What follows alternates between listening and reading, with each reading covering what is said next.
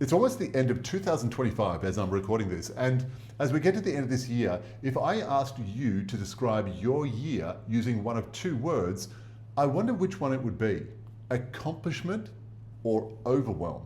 This comes from a conversation I had with a friend of mine at the gym the other day. He came up to me and he said, "Wayne, it's almost the end of 2025. I've been busy all year. But if you asked me what I've actually done this year, I would struggle to tell you." Now, if your year has been anything similar, I've got great news. 2026 gives us the chance to practice it all over again. But in this video, I'm going to give you a very simple two-step process that will help you to feel way more accomplished at the end of 26 than you might feel at the end of this year. Welcome back to Low TED. We are learning one thing every day. My name is Wayne. I run Learn Well Books. We're an international best-selling book publishing house. We produce books in the 5 most important areas of life: health, mindset, money, productivity, and relationships. And we believe that if anyone masters their life in these 5 areas, they are going to have a fantastic life. And it's our privilege to share with you information that helps you to move forward in all these 5 areas in your life. Today we're talking about productivity, or if you like, how do I get stuff done that really matters? Well, good news. There's only 2 things to do. Step 1 is to write down what you've got to do. Although I don't think you need me to tell you that. You've probably got to-do lists stuck all over your room, all over your office, on your computer. They're everywhere, and that's overwhelm. But accomplishment relies on step 2. You see, step 2 is simple. It just adds time and priority to everything on your to-do list. You see, when you write everything down, you're indulging what's called the Zeigarnik effect. It's something I've spoken about before. It's the mind's inclination to remember the things that we haven't done more than the things that we have done. It's a great system because it's our mind making sure that we don't forget to do stuff. But the way it works is that our mind will take things that we haven't done and deposit that to our working memory. And whilst it may not be part of our conscious thoughts, it is in there taking cognitive capacity. And it does lead to a sense of overwhelm, because as an example, if we've got 1,000 unread emails, that's 1,000 open cognitive loops, according to the Zeigarnik effect. And our mind desperately wants to close all of those loops. So it deposits the fact that we've got 1,000 unread emails into our working memory, and they sit there until they're complete. The act of writing them down is a great thing because it takes them out of your working memory and deposits them onto your computer or a bit of paper. And it allows you to actually process them. But just writing them down doesn't actually close the loop. It just reminds you that they're there. Step 2 is where we get to close the loop, because we simply add time and priority to those things on your list. Let's start with priority. What helps no one are really complex things. We do the simple things. We do the things that are relatively easy and effective. This is one of those. The priority that you're going to allocate to each of these things on the to-do list is simple. It's just 3 categories. Is it critical, important, or admin, maintenance / boring? There will be things on your to-do list that are critical, and those are the things that make you feel accomplished. When you complete those things, you feel progress, you feel effective, and if you like, they're the things that are moving the needle.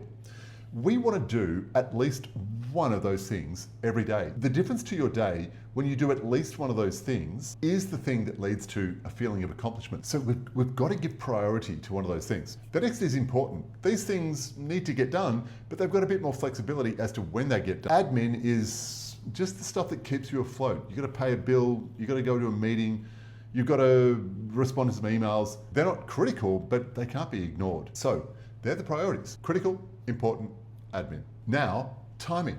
We're going to do 2 things. We're going to allocate time to our schedule for each of the categories, and then we're going to allocate time to each of the tasks to go in the categories.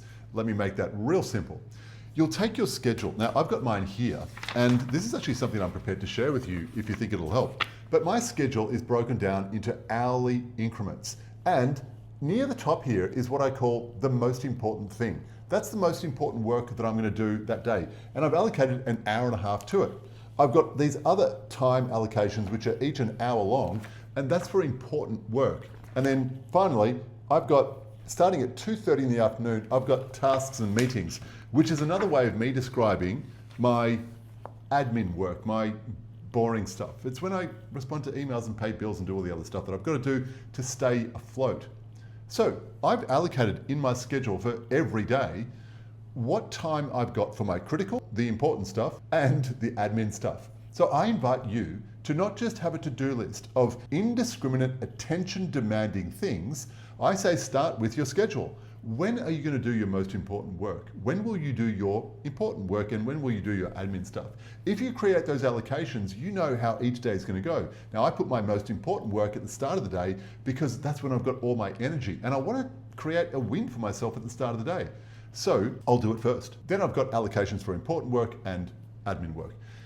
So I go back to my to-do list and I look at all the things that I've got to do, that I've got to get done, and I say, right, that one's going to take an hour, that one's going to take half an hour, that's going to take 3 hours, and I allocate them to the time space that I've given myself in my schedule. Now, a lot of the important stuff, as I said before, is flexible. It doesn't necessarily need to be done today. So I can look at my schedule and say, well, I just don't have time for that, but I've got time on Tuesday for that. And so I'll allocate that to some other day in the week. And the admin stuff, look, I've got an hour and a half of admin time every day. I'll do a few emails, maybe go to a meeting, return some calls, pay some bills, and that's my admin time. And I'm not going to blow that out to 4 hours and end the day feeling thoroughly unaccomplished because all I've done is replied to emails all day. I've got an hour and a half, and if it doesn't happen today, it's going to happen tomorrow or maybe the next day. But I've started every day by accomplishing something critical. There you go, 2 steps. 1, write them down. 2, allocate time and priority. And again, priority is critical, important, and admin, and then you allocate time in your schedule, and then you allocate time for each task, and then you pop them into your schedule accordingly. That is the night and day difference between overwhelm and accomplishment. I wonder if you're sold. If you're not sold, let me give you 3 reasons why this works, and it feels great to do. First one, it eliminates decision fatigue. I know what it's like to sit there and stare at a 20-item to-do list and knock off the first one and then go, what will I do next? And then I'll do whatever comes to mind, and then I've got to make another decision after I've completed that one about what I do next, and I've got to start to prioritize. It's just too much. It's decisions all the way through the day instead of just deciding once at the start of the day and knowing how my day is going to go. The next is it reduces anxiety. The Zeigarnik effect is our mind storing all of these competing demands for our attention in our working memory, and that's overwhelming. That's overwhelm. We want to get rid of that. We want to put it all down on a bit of paper or on our computer, and we can say that is dealt with. That's allocated, it's prioritized, we're good. We don't have the anxiety that's attached to it anymore. And finally, this is a really important distinction between highly effective people and just other people who are busy and overwhelmed. It's deep work. If we don't make sacred our most important work, if we don't protect it at all costs, and if we don't reject meeting requests and other wastes of time, we'll never get anything done that matters to us. We'll never feel that sense of accomplishment. If 2026 is going to be full of accomplishment, it's going to require a different approach if 2025 wasn't the best year you've ever had.